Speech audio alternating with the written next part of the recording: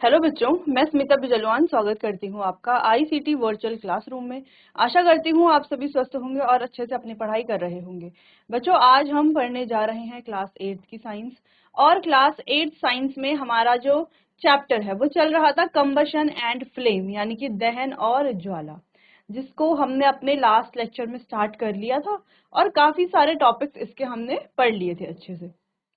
ठीक है, तो सबसे पहले हमने बात की थी बच्चों, थोड़ा सा रिवाइज कर लेंगे कि पढ़ा क्या क्या था हमने चैप्टर में। सबसे पहले हमने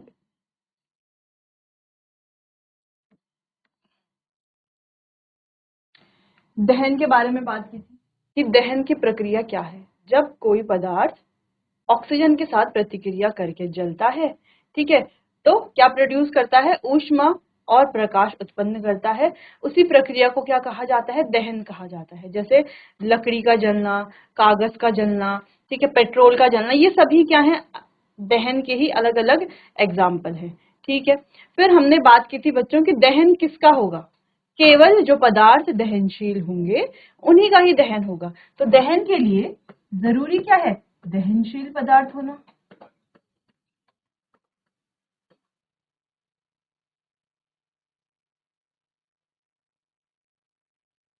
क्या जरूरी है? दहनशील पदार्थ होना। हाँ, अगर कोई पदार्थ दहनशील पदार्थ नहीं है, मान लीजिए कोई पदार्थ है और वो दहनशील पदार्थ नहीं है, तो क्या उसका दहन होगा? नहीं होगा, है ना, ऑब्वियस सी बात है। तो हम क्या कह रहे हैं? दहन होगा दहनशील पदार्थ का। जैसे कागज, कपड़ा, पेट्रोल, डीजल, केरोसिन, ये सभी क्या है? दहनशील पदार्थ हैं। इसके अलावा जो दहनशील पदार्थ नहीं है उन्हें कहा जाता है गैर दहनशील पदार्थ। तो गैर दहनशील पदार्थ कौन कौन से होते हैं?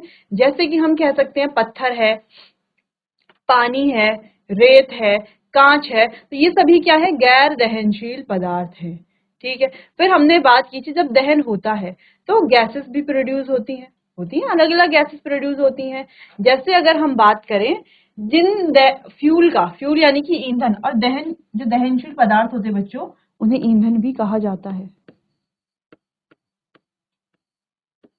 तो जो ईंधन है, अब हमारे पास अधिकांश ईंधन होते हैं हाइड्रोकार्बन, यानी कि हाइड्रोजन और कार्बन के यौगिक। तो अधिकांश क्या होते हैं हमारे पास? हाइड्रोकार्बन होते हैं।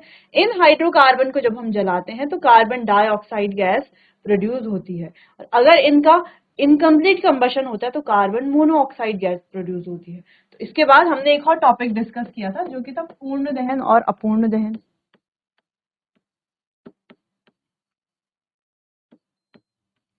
पूर्ण और अपूर्ण दहन।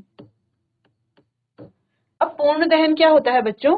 जहां पर ऑक्सीजन की मात्रा, पर्याप्त मात्रा में ऑक्सीजन मिलता रहता है किसी भी दहन की प्रक्रिया के लिए, तो वो होगा पूर्ण दहन। यहाँ पर प्रोड्यूस होती है कार्बन डाइऑक्साइड गैस, CO2। और अपूर्ण दहन यानी कि जहां पर ऑक्सीजन की पर्याप्त मात्रा नहीं मिलती, वहां पर होता है अपूर्ण दहन, और यहाँ पर गैस प्रोड्यूस होती है कार्बन मोनोऑक्साइड गैस। क्लियर है? ठीक है, तो इतना हमने लास्ट लेक्चर में पढ़ा था। अब ये सारे टॉपिक्स तो कंप्लीट हो गए थे। लास्ट लेक्चर में हम बात कर रहे थे कि दहन अगर आगे बढ़ जाए, आग का रूप ले ले, तो उसे कंट्रोल, यानी कि उसे नियंत्रित कैसे किया जाए, नियंत्रण में कैसे लाया जाए। ठीक है, तो चलिए कंट्रोल के बारे में बात करते हैं, यानी कि आग पर नियंत्रण कैसे पाया जाए, इसके बारे में बात करते हैं। चलिए, तो आगे चैप्टर को कंटिन्यू करते हैं। एक बार आप देख लीजिए बच्चों, जो जो टॉपिक हमने अपने लास्ट लेक्चर में पढ़ लिए थे। अच्छा, हमने दहन के प्रकार के बारे में बात की थी कि दहन 3 प्रकार के हैं: तीव्र दहन, स्वतः दहन और विस्फोट। तीव्र दहन, जहां पर दहन कैसे होता है? तेजी से होता है या कम समय में ज्यादा ऊष्मा ऊर्जा प्रदान प्रोड्यूस होती है जहां पर, ठीक है, वो हो गया तीव्र दहन। और तीव्र दहन में एक्सटर्नल हीट यानी कि बाहरी ऊष्मा की आवश्यकता होती है। जलने पर ऊष्मा और प्रकाश उत्पन्न होता है। ठीक है, जैसे हम कहें एलपीजी का जलना, तो ये क्या है? एक तीव्र दहन है। एलपीजी के ऊपर जैसे ही माचिस लेकर के जाते हैं, सीधा सीधा वो जलने लग जाता है, तो ये क्या हो गया? या पेट्रोल का जलना। तो ये सभी क्या है? तीव्र दहन के एग्जाम्पल हैं। वही बात करें अगर हम स्वतः दहन की, तो बच्चों स्वतः दहन जहां पर दहन अपने आप ही होने लगता है। जैसे हमने फास्फोरस की बात की कि जो फास्फोरस है वो जैसे ही रूम टेम्परेचर पर आता है अपने आप ही जलने लग जाता है। ठीक है, तो ये एग्जाम्पल हो गया किसका, स्वतः दहन का। अगर हम बात करें कि जो फास्फोरस है वो अपने आप ही कैसे जल रहा है, तो वो होता है बच्चों इग्निशन टेम्परेचर की वजह से, यानी कि प्रज्वलन तापमान की वजह से। अब प्रज्वलन तापमान क्या है, इसको भी डिस्कस कर लेते हैं। प्रज्वलन तापमान का मतलब है वह न्यूनतम तापमान जिस पर कोई पदार्थ आग पकड़ता है। अलग अलग पदार्थों का अलग अलग प्रज्वलन तापमान होता है।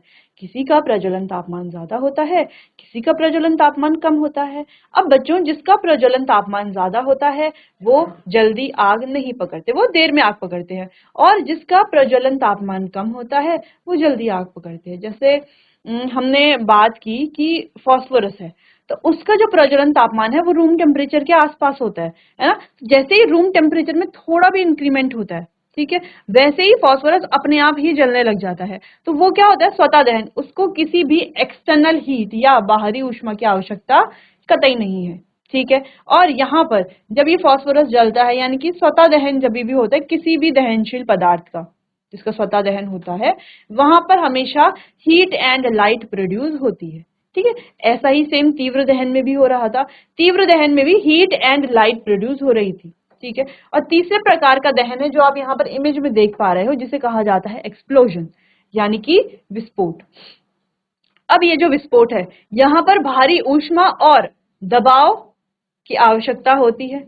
इसी से क्या होगा, हम विस्फोट कर सकते हैं। अब जैसे कि हम पटाखों की बात करें, तो पटाखे जब भी दिवाली फेस्टिवल आता है तो हम पटाखे जलाते हैं, या हमने देखा है डायनामाइट बॉम्ब ब्लास्ट होना। ठीक है, तो ये सारी जो चीजें हैं, जैसे डायनामाइट का फटना या जो पटाखे हैं, नॉर्मल बात करते हैं, अगर पटाखों को हम जलाते हैं तो क्या करना पड़ता है, एक तो एक्सटर्नल हीट देनी पड़ती है, या प्रेशर, है ना, प्रेशर वाले भी होते हैं कुछ पटाखे, इनको प्रेशर से हम क्या कर सकते हैं, फोड़ सकते हैं, विस्फोट कर सकते हैं उनका। तो जब हम उन्हें जलाते हैं, पटाखों को जलाते हैं, तो एक्सटर्नल हीट की आवश्यकता होती है, बाहरी ऊष्मा की आवश्यकता होती है, बिल्कुल, दबाव की आवश्यकता होती है, हाँ होती है।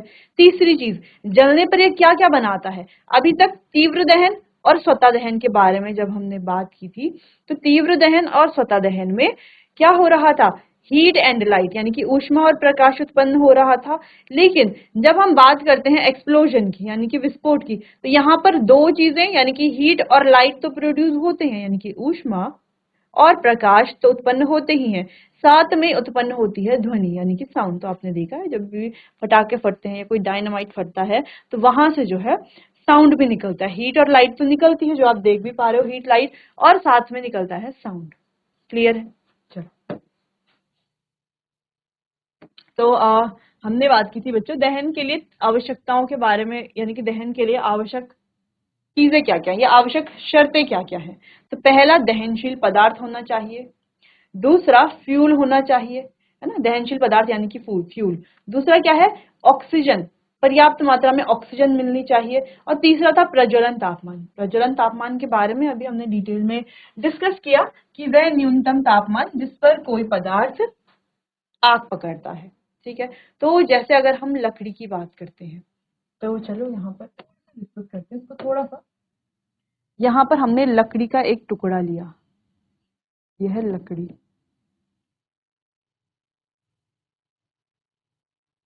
ठीक? लकड़ी का एक टुकड़ा लिया हमने।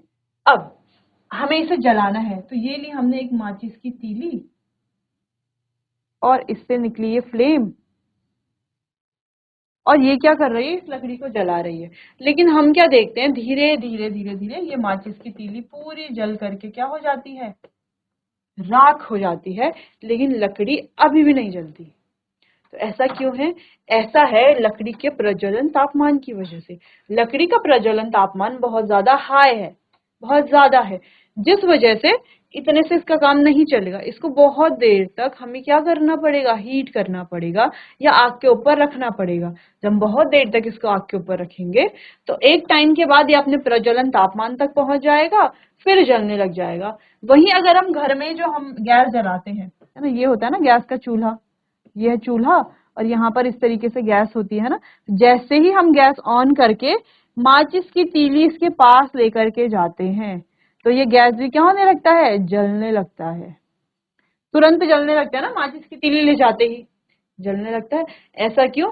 क्योंकि इसका प्रज्वलन तापमान क्या है? बहुत कम है। जिसका प्रज्वलन तापमान कम होगा वो जल्दी आग पकड़ेगा, और जिसका प्रज्वलन तापमान ज्यादा होगा वो देर में आग पकड़ेगा। ठीक है, समझ में आया? जैसे मान लो ये क्या है? एक फिनिशिंग लाइन है।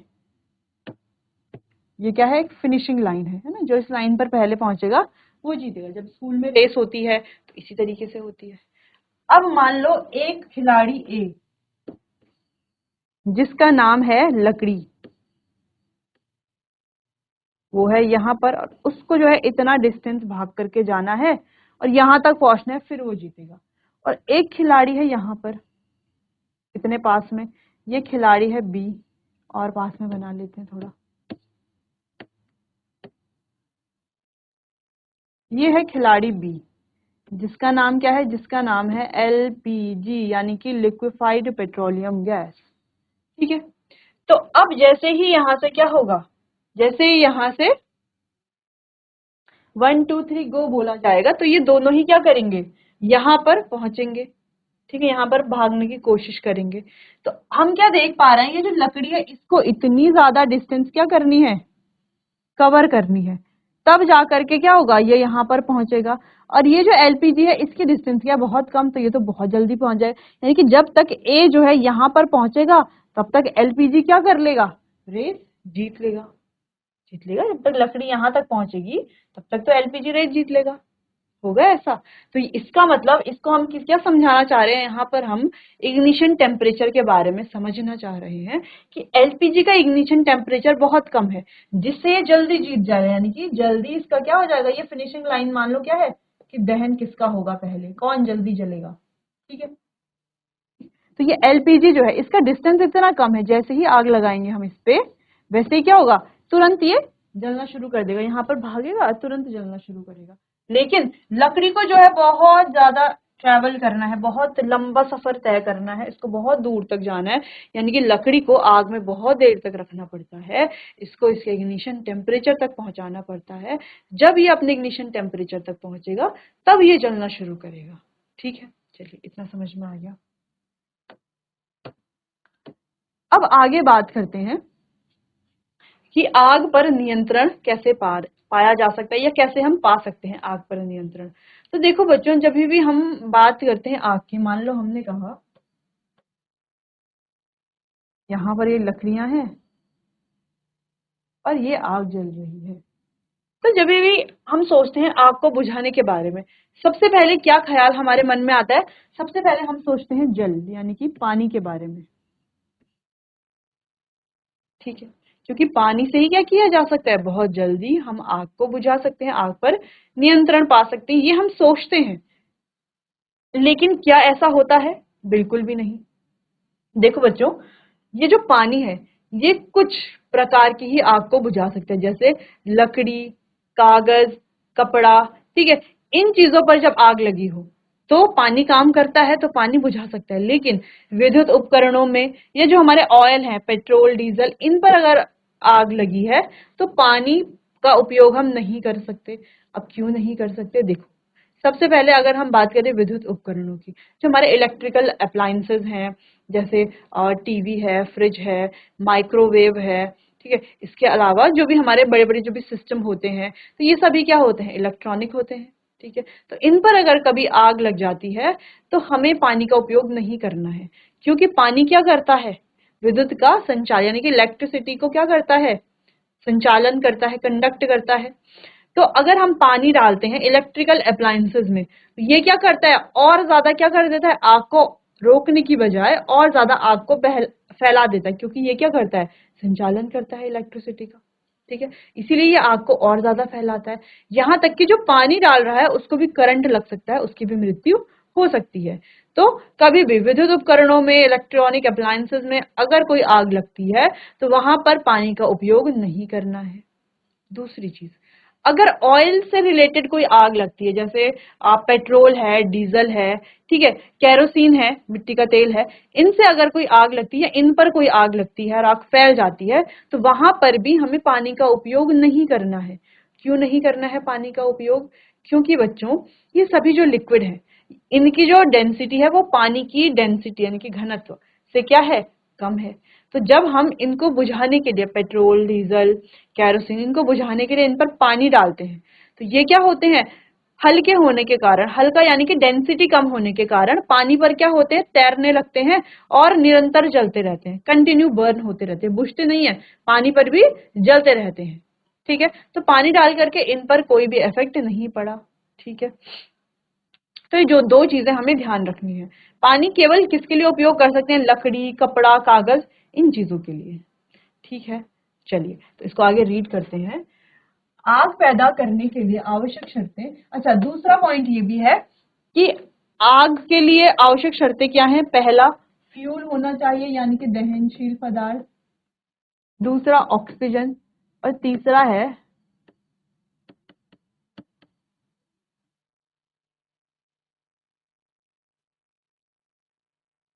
Ignition temperature. इन तीनों आवश्यक शर्तों में से एक भी अगर कंडीशन को हमने हटा लिया तो आग अपने आप बुझ जाएगी। जैसे मान लो आग जल रही है, हमने फ्यूल हटा दिया तो आग बुझ जाएगी। हमने ऑक्सीजन की सप्लाई रोक दी तो आग बुझ जाएगी। हमने इग्निशन टेम्परेचर नहीं दिया तो आग बुझ जाएगी। ठीक है, अपने आप वो कूल हो जाएगा और आग बुझ जाएगी। यानी कि जो आवश्यकताएं हैं या हम कहें नेसेसरी कंडीशंस जो है आग पैदा करने के लिए आवश्यक एक या अधिक आवश्यकताओं को हटाकर, तो ये जो आवश्यकताएं हैं ये तीनों, इनको हटा करके हम क्या कर सकते हैं, आग पर नियंत्रण पा सकते हैं। अगला है तेल और विद्युत उपकरणों के अलावा अन्य पदार्थों से उत्पन्न आग को नियंत्रित करने के लिए आमतौर पर पानी का उपयोग किया जाता है। ठीक है, लेकिन तेल और विद्युत उपकरणों के अलावा यानी कि तेल और विद्युत उपकरणों में उपयोग नहीं किया जा सकता। क्यों नहीं किया जा सकता, क्योंकि अगर हम उपयोग करते हैं तो इससे स्थिति और खराब हो सकती है। ठीक है, विद्युत विद्युत उपकरणों या तेल से लगी आग पर काबू पाने के लिए पानी का उपयोग नहीं किया जा सकता।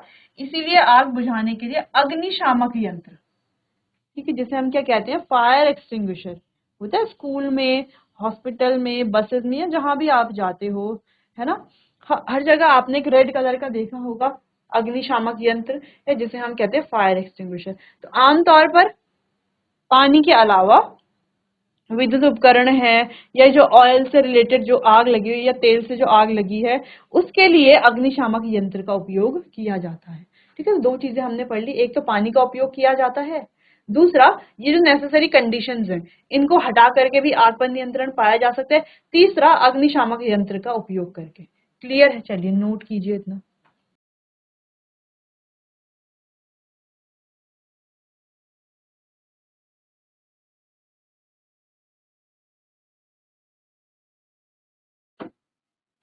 चलो, तो इस तरीके से ये फायर एक्सटिंग्विशर आपने देखा होगा। ठीक है, अपने स्कूल में देखा होगा, अपने बसेस में देखा होगा, क्लासरूम में, लैबोरेटरी में, हर एक रूम में ये होता ही है। ठीक है, तो यही क्या करता है, जब कोई भी आग लगती है तो उस पर हम क्या करते हैं, इसको स्प्रे कर लेते हैं। स्प्रे करने से क्या होगा, कोई भी पदार्थ है, मान लो कहीं पर भी आग लगी है, मान लो यहाँ पर कोई भी आग लगी है, ठीक है, किसी भी पदार्थ पर आग लगी है, तो ये क्या कर लेता है, उसको पूरा कवर कर लेता है, पूरा ढक लेता है और वहां पर ऑक्सीजन की सप्लाई को रोक लेता है, क्योंकि ऑक्सीजन बहुत इंपॉर्टेंट होता है दहन की प्रक्रिया के लिए। बिना ऑक्सीजन के दहन की प्रक्रिया नहीं हो सकती। ऑक्सीजन की पर्याप्त अगर सप्लाई है तो क्या होगा, आग जो है वो कंटिन्यू जलती रहेगी। तो अगर हम ऑक्सीजन की सप्लाई को कट कर लें, ऑक्सीजन को ही रोक लें, तो क्या होगा, जो भी कंबशन हो रहा है, जो भी चीज जल रही है वो धीरे धीरे कूल डाउन हो जाएगी और जलना बंद कर देगी धीरे धीरे। ठीक, चलो इतना क्लियर है, इतना समझ में आया। इस तरीके से फायर एक्सटिंग्विशर का उपयोग हम करते हैं। बात करते हैं ज्योति या ज्वाला के बारे में। ज्योति कहें या ज्वाला कहें एक ही चीज है। ज्वाला प्रज्वलित गैस का एक गर्म चमकता हुआ पिंड है जो तब उत्पन्न होता है जब किसी चीज में आग लग जाती है। तो आपने कैंडल देखी होगी, है ना, कैंडल जब जलती है,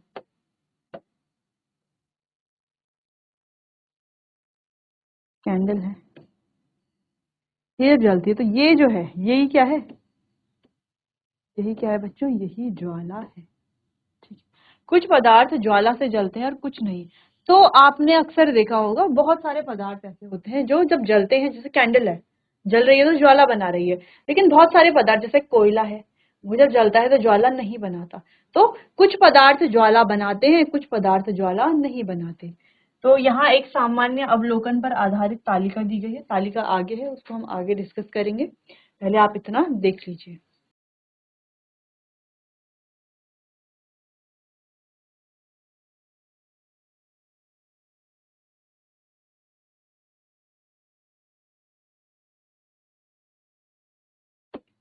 आगे बढ़ते तो यहाँ पर दिए हुए हैं, जैसे अगर हम बात करें मोमबत्ती की, तो मोमबत्ती तो ज्वाला बनाती है, हमने देखी है ना, मोमबत्ती जलते हुए ज्वाला बनाती है। मैग्नीशियम की बात करें तो मैग्नीशियम जो है ज्वाला नहीं बनाती, नहीं बनती वहां पर ज्वाला, ज्वाला नहीं बनती। कैसे नहीं बनती, देखो बच्चों, जब मैग्नीशियम रिबन को हम जलाते हैं तो ये कोई फ्लेम प्रोड्यूस तो नहीं करता, एक ब्राइट व्हाइट लाइट यानी कि चमकदार सफेद रोशनी हमें जरूर दिखती है, लेकिन वहां पर कोई फ्लेम हमें नहीं दिखती। तो ब्राइट व्हाइट लाइट के साथ ये जलता है, ठीक है, कोई फ्लेम नहीं बनाता। आगे बात करें, कपूर जब जलता है तो ज्वाला बनाता है, बिल्कुल हमने देखा है घरों में। कैरोसिन स्टोव, तो स्टोव जब जलता है तो ये भी क्या करता है, ज्वाला बनाता है, ठीक है, इतना आपको ध्यान रखना है। तो ज्वाला की संरचना के बारे में अगर हम बात करें, फिलहाल आपको कैंडल को देखना है इस तरीके से, और यहाँ पर ज्वाला के अलग अलग पार्ट है जिसे हम डिस्कस करेंगे। तो देखो, तो ये तो कैंडल है, वैक्स कैंडल है ना, मोमबत्ती। ये क्या है इसकी,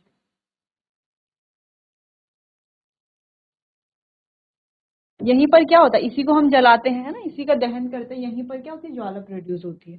तो देखो, जब ज्वाला प्रोड्यूस होती है तो उसके होते हैं तीन भाग, ये तीन जोन हम कह सकते हैं। एक होती है आउटर जोन, मिडिल जोन और इनर मोस्ट जोन, यानी कि बाहरी क्षेत्र, मध्य क्षेत्र या मध्य भाग, और सबसे आंतरिक क्षेत्र या आंतरिक भाग। अगर हम बाहरी क्षेत्र की बात करते हैं, आउटर जोन की बात करते हैं, तो बच्चों यहाँ पर होता है कंप्लीट कंबशन यानी कि पूर्ण दहन, और ये सबसे ज्यादा गर्म भाग भी होता है। कौन सा वाला, ये जो आउटर पार्ट है, इसका रंग होता है नीला, ये नीले रंग का होता है। फिर आती है मिडिल जोन, यहाँ पर होता है बच्चों आंशिक दहन, इसका रंग होता है येलो, और ये होते हैं मॉडरेटली हॉट यानी कि मध्य गर्म। फिर आता है इनर मोस्ट जोन, यहाँ पर होते हैं बिना जले वैक्स के वाष्प, ठीक है, ये होती है बच्चों काले रंग की, और यहाँ पर ये भाग होता है सबसे कम गर्म भाग। क्लियर है, एक बार आप इसे देख लीजिए।